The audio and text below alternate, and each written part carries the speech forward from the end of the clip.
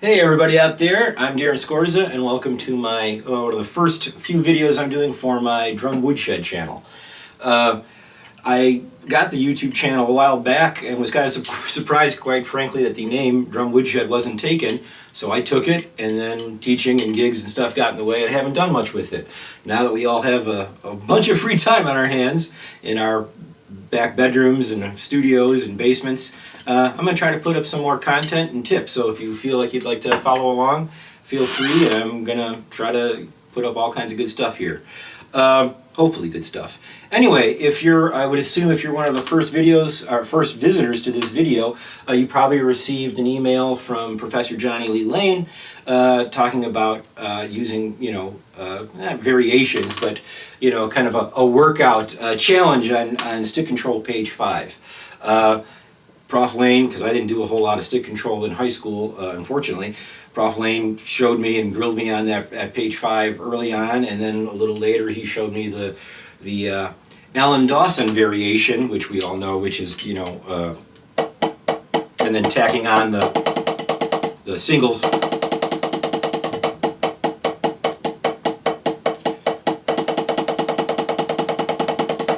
Which then later John Ramsey put down on paper into a book when he did the complete Alan Dawson book or whatever that is. Anyway, those are all really cool variations, and I've played those a lot.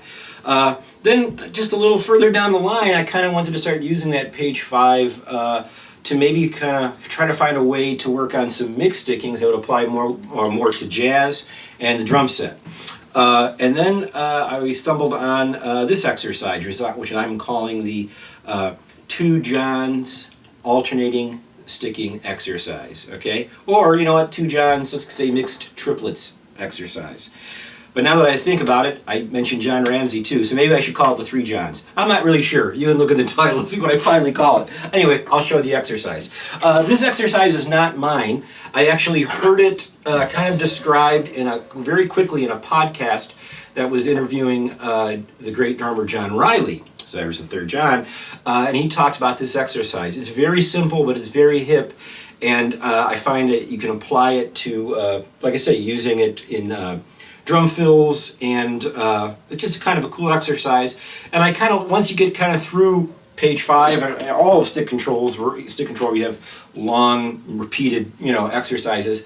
I like to try to find some ways to break it up. Anyway, here's the exercise. So it's very simple. All you're doing is you're taking page 5, you're taking the sticking of the number 1, and there's a little legend to it. If it's right-handed, you're going to play right, left, left. And if it's a left-handed stroke, you're going to play right, right, left. So one more time, right equals right, left, left, and I'm pointing here because I should have a graphic here. And then if it's a left-handed stroke, it's right, right, left. So if we look at the first one, which is just alternating stickings, right? Now what we're going to do is we're going to use that legend. Again, right is right, left, left, and left is right, right, left, and you'll get this.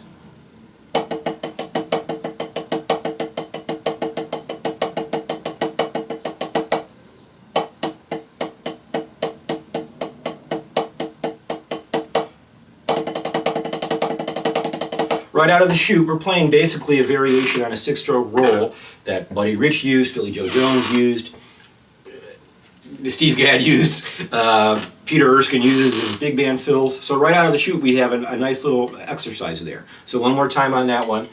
You're basically playing right, left, left, and then right, right, left. Now I'll play those slowly and I'll try to make them as even as possible, but we don't want any kind of stiff stroke, and if there's a little bit of variance, I kind of want that. I want it to be warm and kind of open, and we're going to be moving it to the drum set anyway. So that's the first one. If we go down to number 3, that's the double stroke.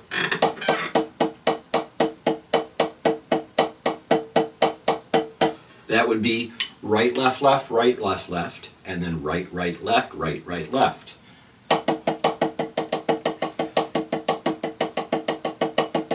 Okay?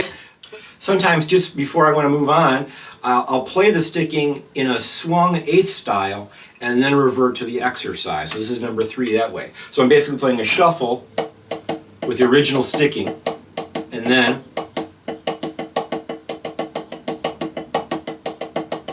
Now, not every one of those will flow from the first sticking to the second because we are never playing a left hand starting stroke when we change to the triplet exercise. So like number 4 will not flow right into the triplets led with the right hand. So I'll just put a stop on it.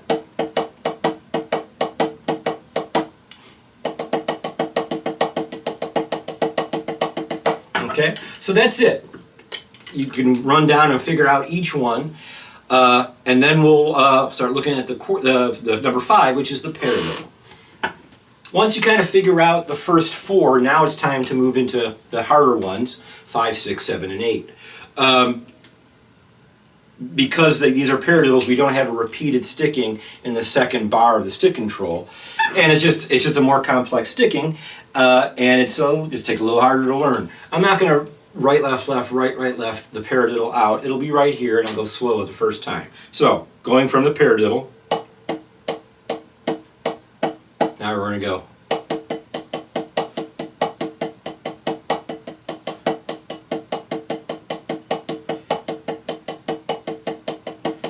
Now, you can practice that a little faster and try to keep it very even, but I'm not all that concerned about trying to keep that even. At that point, I'm going to use those stickings to make it a little more uneven and kind of have a legato mixed sticking. The whole point of this is to get away from using stickings and vocabulary that's all choppy, alternated sticking. So now I'm going to take that same sticking and now I'm going to accent all the singles. So if it's a right-handed single, meaning it's a right-handed stroke on the page, now I'm actually going to accent that. And then on the right, right, left, I'm going to hit that left a little harder. Sounds like this.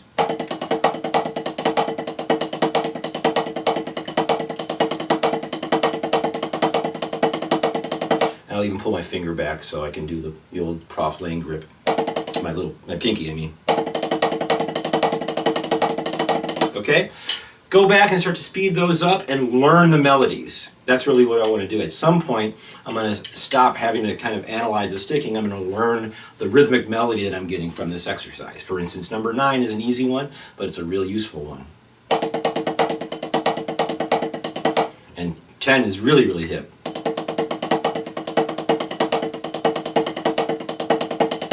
Okay? It's real fun, but now we're going to take it to the drum set. Alright, so now we've moved to the drum set, and all we're going to do here is we're going to use a very simple kind of sticking orchestration pattern or scheme that we see in all over the place. Alan Dawson's book, John Ramsey's book that was written for the Alan Dawson method, or maybe you study with Alan Dawson. Steve Houghton in his studio and big band drumming has these kind of ideas at the end using mixed stickings to kind of accent triplets. But we're just going to kind of orchestrate page 5. So the first one is very simple. Number 1, again, right, left, right, left, right, left. That's going to just sound like this. Right, left, left, right, right, left. I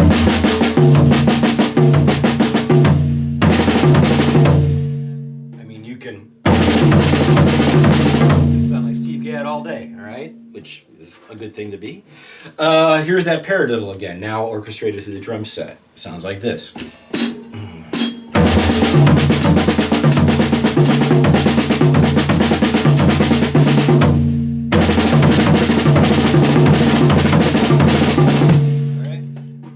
When you go for speed, you're trying to get a more legato triplet motion around the drum set. That's what we're shooting for. That's the whole reason to do this exercise. I'm trying to find vocabulary that doesn't involve alternated triplets around the drums. Those are great, but I find lots of great places to put these in. You can hear Peter Erskine and just about any big band drummer use them in the setup. I like to use, just if I'm, just any setup. If I'm having to hit the end of 3. I don't normally hit the rim when I do it, but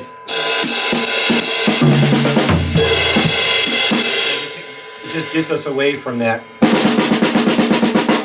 choppy, choppy, choppy. All right? All right, that's all I got for now, and please take these, run with them, and share with me what you come up with. That's the whole point of this, is to develop some new vocabulary from just one page of music. Expanding on page 5 has provided me with a lot of sometimes headaches, but you know, in the end, some new techniques and some new ideas and vocabulary, and that's what it's supposed to do for all of us. And it's also great to give these things to students. I think we all find that doing this, you know, page 5 is kind of the joke in my percussion studio. We have, you know, copies of it all over the place, and when I'll hand it to a student, they'll kind of be like, and then, you know, occasionally they'll ask, you know, well, how long does it take to complete stick control? And I'll say, well, if you want to finish the book, maybe a year. If you want to master page 5, maybe a lifetime. I don't know if that's very deep. I don't know if you would have quoted me on that. Use that, you know, season to taste, whatever. Anyway, thanks for watching the video. I hope you enjoyed it. I hope to put up more videos, so subscribe if you are interested in continuing and hearing me blather on about drum exercises. Special thanks again to Professor Johnny Lee Lane, hey Prof, for giving me the opportunity to kind of share this all with his email list. And stay healthy, keep practicing, and learn these skills.